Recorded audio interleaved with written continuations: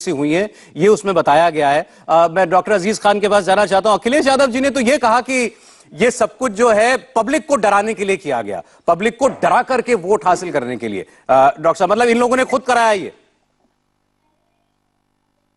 देखिए सौरभ जी, बहुत स्पष्ट है कि जिस रेज्यूम में हम लोग चल रहे हैं और जब से बीजेपी शासन सत्ता में आई है, ये 2024 को हासिल करने के लिए इससे पहले जो चुनाव हासिल किया है इसने, ये किसी भी हद तक जा सकती है, इसमें कोई दो राय नहीं।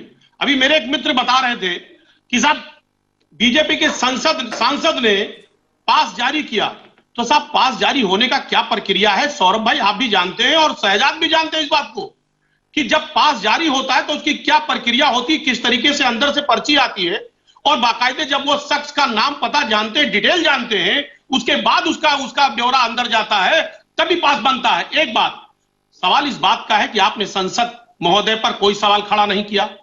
आपने देखा कि 12,000 करोड़ रुपया लगा करके उस पार्लियामेंट को बनाया। कहा जा रहा था साहब ये अभेद है, और उस अभेद में किस तरीके से भेद हो गया। ये इतनी बड़ी चूक होने के बावजूद बीजेपी के कोई भी जिम्मेदारान इस पर बयान देने से बच रहे हैं। क्यों भाई बयान नहीं दे रहे?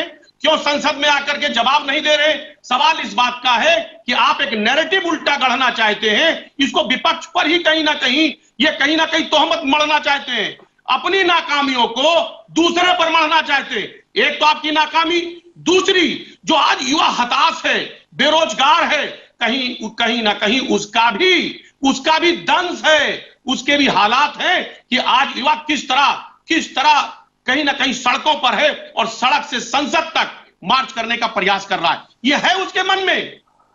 ये बात आप कितना मतलब आप भी यही मानते हैं कि ये लोग जो थे ये हताश निराश लोग थे, भूले भटके लोग थे जिन्होंने ये काम किया? एक बार अजीज साहब जरा क्लियर कर दीजिए, जरा एक बार क्लैरिफाई कर दीजिए। आप भी मानते हैं ये भूले भटके नौजवान थे? सर एक बात स्पष्ट जान लीजिए कि बेरोजगारी किस तरह चरम पर है। ये कैसे लोग थे, कौन लोग थे, ये तो मुझे नहीं मालूम, ये तो जांच का विषय है।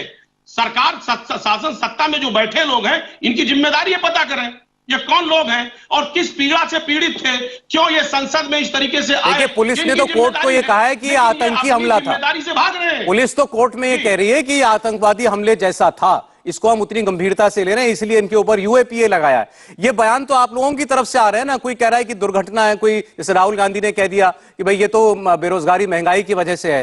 तो इनके मोटिव जाने बगैर पहले ही कह देना भाई ये तो बेरोजगारी से परेशान होकर के ऐसा कर बैठे, ये कहां तक उचित है?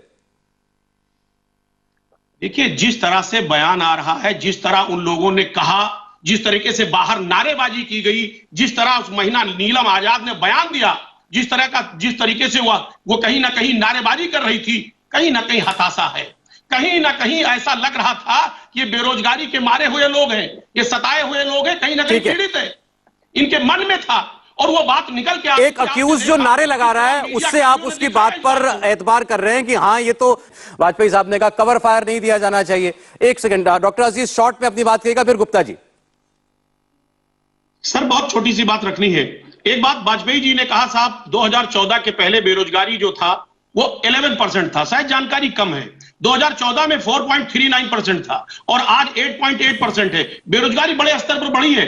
2022 1 फरवरी में दैनिक भास्कर की रिपोर्ट है 29 करोड़ 72 लाख लोग लगातार बेरोजगार हैं आज की डेट में देश में। साल बेरोजगारी पे चर्चा मत करिए आप, जिस तरह बेरोजगारी बड़े स्तर पर बढ़ी है। डॉक्टर साहब चर्चा जो है वो संसद में सेंधमारी पर है।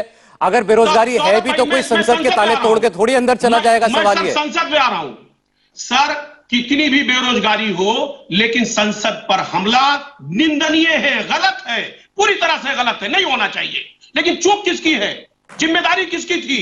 आज शासन सत्ता में बैठे कौन लोग हैं? अब आखिर जवाब क्यों नहीं दे रहे? आगे संसद में जवाब दे, ये कौन लोग थे, किस वजह से इन्होंने संसद पर स्पीकर दे रहे हैं जवाब, हमला किया, क्या मकसद था? स्पीकर जवाब दे रहे हैं। आज चिट्ठी लिखी उन्होंने सारे पार्लियामेंटेरियंस को। सर होम मिनिस्टर की जिम्मेदारी है, प्राइम मिनिस्टर की जिम्मेदारी है, आप जिम्मेदारी से बचेंगे क्या?